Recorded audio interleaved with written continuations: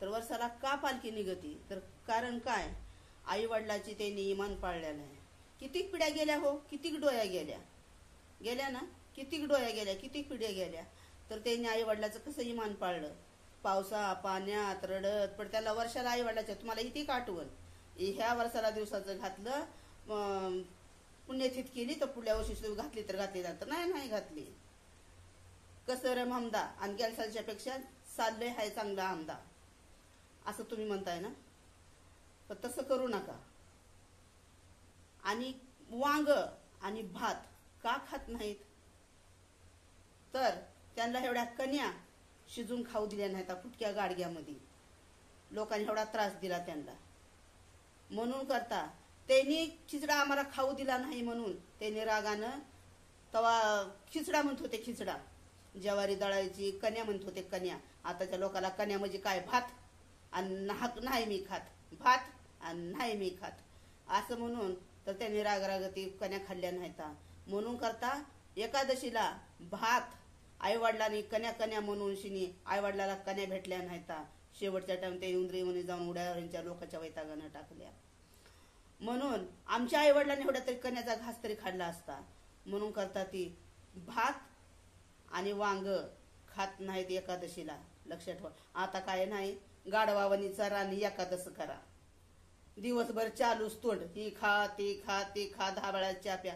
तसं नाही, नियमच आहे. एकादश पोटभर करून खाऊन तर एकादश नाही. पोटभर खाऊन एकादशच नाही. बघा आता पालखी हिंडायला लागली. तुम्हाला जर पाऊस लागला तर लगेच म्हणता नग बाबा बघू त्या देवाला बघायला जाईल पुन्हा पाऊस उघडल्यावर जाईल. पण ती पाऊस असल्या चालतात. कारण का? आईवडिलाची इमान, आईवडिलाच्या भेटीला जायचं. आणि गीतेतून काय सांगून जातात? काय सांगतात गीतेमध्ये? ज्ञानेश्वरी मावली तुकाराम, तुकाराम हो तुकाराम, तुकाराम हो तुकाराम. आम्ही सगळेजण येतोय तुमच्या भेटीला. म्हणून आई वडिलाला गीतामध्ये सांगून चालतात. म्हणून सर्व जैन त्यांच्या मागे चालतात. कारण का त्यांची इमानदारी वनवास काढला. सांगायचं हा जोडून विनंती करते मी सगळ्या पब्लिकला, सगळ्या महाराष्ट्रातल्या. पावसा पाण्यामध्ये नदी नाल्या जाऊ नका, गाड्या जास्त घालवू नका. कारण का?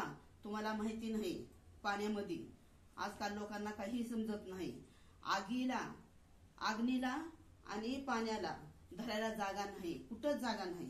त्यासाठी खोल पाण्यात जाऊ नका. बघा एक व्हिडिओ आलेला आहे तुमच्याकडे. कसे काय गरज? धबधब्याला जाऊ नका. अचानक तळ असतं, समुद्र आहे, तळ आहे, नदी नाले आहेत, वडे आहेत. आताच्या लोकांना काहीही पळता येत नाही.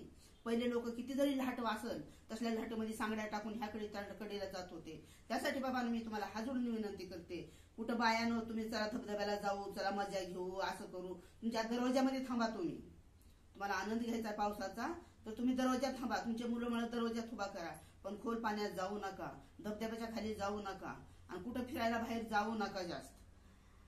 असं सुट्टी आहेत चला इकडे जाऊ तिकडे जाऊ, वेळ घटका गुण असतो, कुठेही जाऊ नका. तुम्हाला भावजेवर आणि नंदावर म्हणते.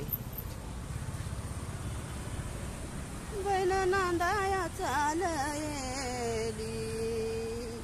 बैल नांदाया चाल, बैल नांदाया चालली, रथाच्या गणवरी चढ, नंदाच्या गणनात्यायान, भाव जाई ग पाया पड, बाई पड, भाव जाई ग पाया पड, भाव जाई ग पाया पड, बाई पड. बहीण चालली नांदायाला, भाऊ बघत माग मोरी, सुखी राग तू दिल्या घरी, दिल्या घरी, सुखी राग तू दिल्या घरी, सुखी राग तू दिल्या घरी, बाई घरी.